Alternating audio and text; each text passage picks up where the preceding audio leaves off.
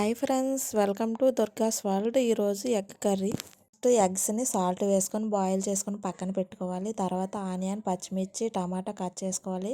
Onion paste తయారు చేసుకోవాలి. తర్వాత టమాటా పేస్ట్ను కూడా తయారు చేసుకోవాలి. ఉడికించిన ఎగ్స్ని పీల్ ఆఫ్ చేసుకొని ఒక్కొక్క ఎగ్ని 2 పీసెస్ కింద కట్ చేసుకొని పక్కన పెట్టుకోవాలి. తర్వాత పాన్లో ఆయిల్ వేసుకొని మనం కట్ చేసుకున్న ఒక్కొక్క ఎగ్ పీస్ని అందులో వేసుకోవాలి. వేసుకున్న తర్వాత కొంచెం పసుపును యాడ్ చేసుకొని ఒక సైడ్ ఫ్రై అయిన తర్వాత అనదర్ సైడ్ కూడా తిప్పుకొని వేపుకోవాలి. అదే ప్యాన్లో మళ్ళీ కొంచెం ఆయిల్ వేసుకొని జీలకర్ర, పచ్చిమిర్చి, ఆనియన్ పేస్ట్ వేసుకొని ఒకసారి కలుపుకోవాలి. తర్వాత కొంచెం సాల్ట్ను కూడా యాడ్ చేసుకొని ఒకసారి కలుపుకోవాలి. తర్వాత అల్లం వెల్లుల్లి పేస్ట్ కూడా వేసుకోవాలి. వేసుకున్న తర్వాత టమాటా పేస్ట్, పసుపు, కారం కూడా యాడ్ చేసుకొని ఒకసారి మిక్స్ చేసుకోవాలి.